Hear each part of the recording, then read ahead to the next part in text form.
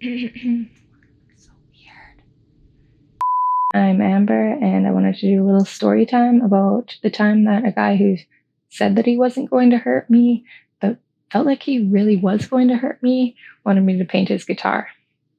So last year, I started a Google business listing to start advertising my art and artwork commissions, and I got a voicemail from a man named Troy. Hi, I'm Troy. I have a guitar here that I was looking online. I'm in Kelowna. I want some airbrushing done. I don't know if you looked at your webpage. I don't know if you can do it. Yeah, not that you're not good, but give me a call back. So I called him back and immediately got kind of weird vibes, even from his how he answered the phone. He was acting like he knew me, and so I thought that he thought I was someone else. But anyways, as the conversation went on, he really seemed interested in knowing where I lived, and I kind of said, I paint from my home studio, and so I don't have a business address, so we could meet in person or like meet in a public place. And then he kind of went on to, well, you can come to my place and see my 20 guitars, and just kind of brushed it off. Thought, whatever, like I'll quote this guy and he probably wouldn't even accept it anyway. So after I just said that he could send me a photo and some more information, I could get him a quote and go from there. Shortly after that phone call, he called me twice more and left 2 more voicemails. The second voicemail made me really uncomfortable. Hey, Amber, Troy here.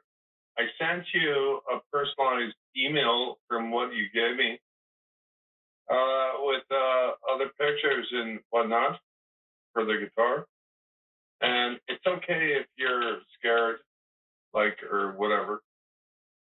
Believe it or not, this might, whatever. But,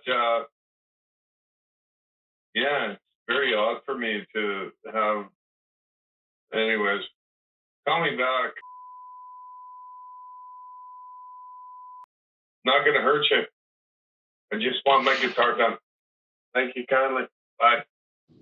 So I don't know about you, but when someone says they're not going to hurt me, like unprovoked, it makes me really uncomfortable. It makes me think maybe you are thinking about hurting me.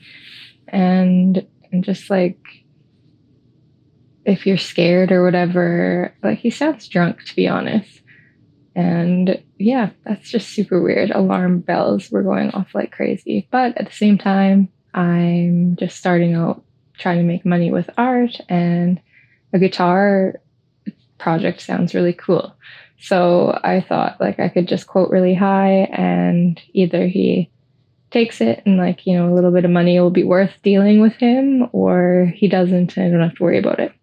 So despite saying that he had sent me an email, he hadn't. So there was a little back and forth about that. And then he did get me the email. And then I told him, got it, thank you, I'll send you something back this afternoon. And then he sent me a few emails or a few text messages, and one of them included a screenshot of where his daughter works and said, just so you're comfortable, my daughter's a teacher. This is our business. And yeah, just pretty odd. One of his text messages to me said, well, we might have to get together to discuss your abilities. So my email response, my quote included kind of the paints that I would use and kind of addressing his concerns about the reactions with paints. And I broke down my process that I would be going through, and kind of just like the breakdown of the quote.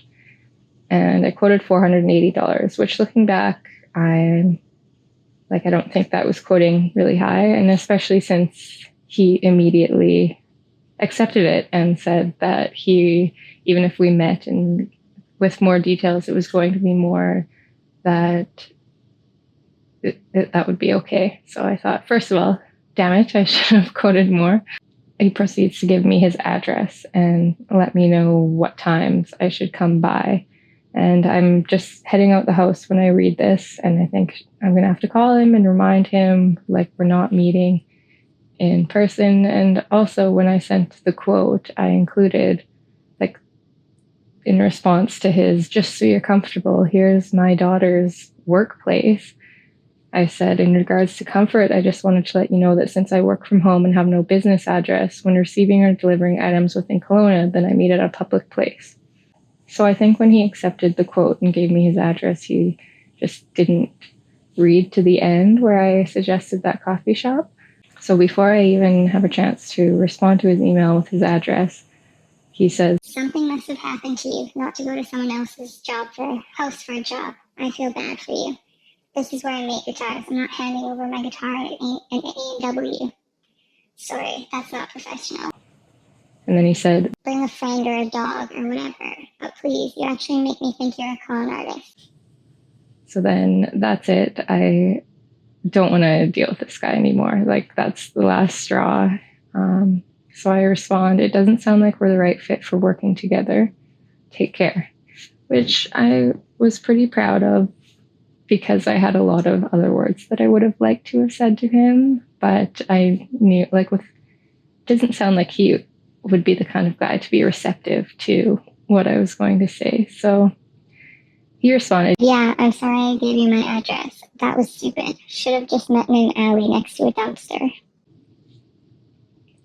Which is, like, so bizarre to me that he got so angry. I feel like any normal person would be understanding of the fact that I'm a woman working, like, I work on my own, and I don't want just any random person coming into my home. And I don't, as a woman on my own, don't want to just be making house calls to any man who thinks that meeting at a, like, groovy little coffee shop is just not okay.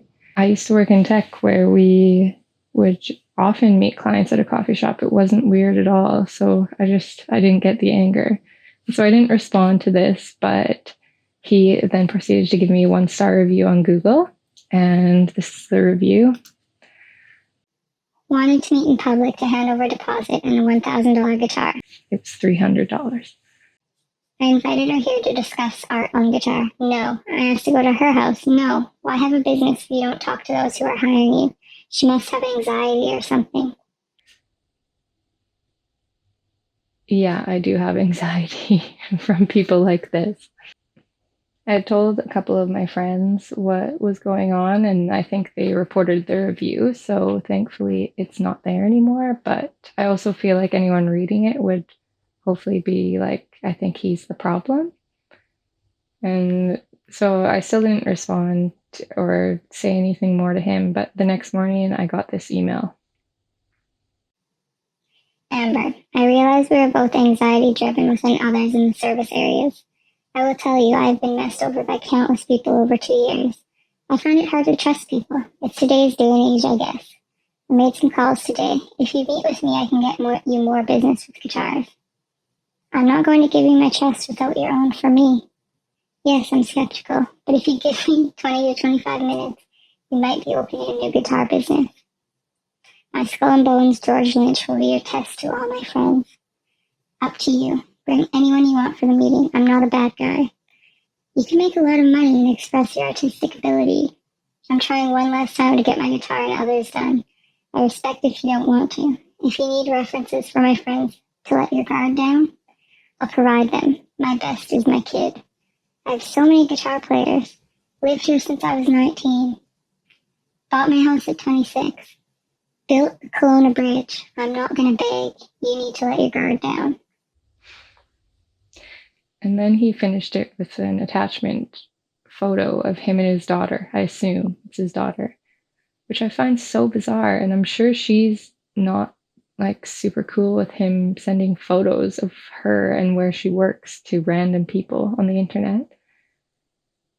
Yeah, so anyways, I'm really glad that I just never ended up meeting this guy. And if there's any normal people out there who have a guitar they want painted, hit me up.